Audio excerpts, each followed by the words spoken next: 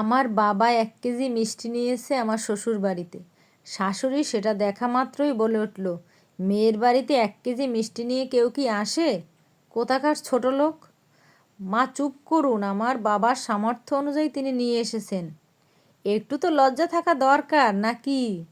মেয়ের বাড়িতে খাইতে যাচ্ছে, একটু বেশি কিছু নিয়ে তো যাবে। আপনি কিন্তু আমার বাবাকে অপমান করতেছেন মা।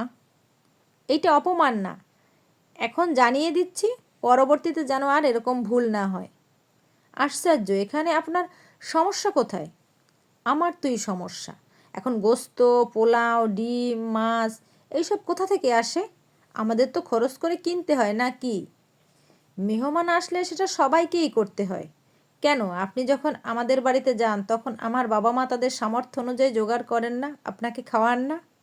অসম্মান করবে কেন? আমরা কি 1 কেজি মিষ্টি নিয়ে যাই নাকি 5-7 কেজি নিয়ে যাই? আপনাদের সামর্থ্য আছে তাই আপনারা নিয়ে যান, আমার বাবার সামর্থ্য নাই তাই আমার বাবা নিতে পারেননি। এমন মুহূর্তে আমার বাবা বলে উঠল, মারে, শাশুড়ির মুখে মুখে কথা বলতে নেই। এছাড়া বেআইন তো খেতে আসেনি আমি এখানে। মেয়েটাকে অনেক দিন ধরে দেখি নাই, যার কারণে এক নজর দেখতে চলে এসেছি। আমি এখনই চলে যাব বেয়ান। না বাবা, তুমি না খেয়ে চলে যেতে পারবা না। তুমি বসো, আমি রান্না করতেছি। না রে মা, আজ খাবো না, অন্য দিন খাবো। এছাড়া আমার পেট ভরা ভরা লাগছে। প্লিজ বাবা। বললাম না অন্য দিন এসে খাবো। আচ্ছা রে মা, এখন যাই। তোর মা আমার জন্য অপেক্ষা করে বসে আছে। বাবা, ভালো থাকিস মা। কথাটা বলেই আমার বাবা চলে গেল। মনটা ভীষণ খারাপ লাগতেছে, রুমে এসে কান্না করছি।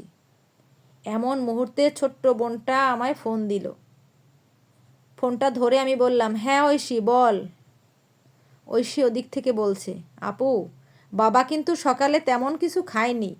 তোর বাড়িতে গিয়ে পেট ভরে খাবে। তুই একটু ভালো মন্দ রান্না করে বাবাকে খাওয়াস। কথাটা শোনা মাত্রই নিস্তব্ধ হয়ে গেলাম। ছোট্ট বোনের কথায় কি উত্তর দেব আমার জানা নেই। বাবা তো আমার এখান থেকে চোখ মুছতে মুছতে চলে গেল। আমি কি করে সেই কথাটা আমার ছোট্ট বোন ঐশীকে বলবো? সত্যি কিছু কিছু শাশুড়ি এমন রয়েছে যারা একটু বেশি লোভী হয়। আর এই ধরনের শাশুড়িগুলোই কিন্তু আমাদের সমাজে আছে। ভালো যে নেই তা কিন্তু আমি বলবো না। ভালো যেমন আছে, ভালোর পাশাপাশি এরকম অনেক মন্দ শাশুড়ি আছে যারা সারাক্ষণ পুত্রবধূকে কথা শোনায়। শ্বশুরবাড়ি থেকে বারবার এটা সেটা আনার জন্য ছেলেকে তাগিদ দেয়। তারা মনেই করে না যে এক জীবনে তারাও কিন্তু পুত্রবধূ ছিল। এখন তারা এই যুগে এসে শাশুড়ি হয়েছে। পুত্রবধূর যে কষ্ট হয় সেটা তারা বুঝতেই চায় না। সে যে একজনের সন্তান, সে যে একজনের মেয়ে, সেটা তারা বুঝতেই চায় না।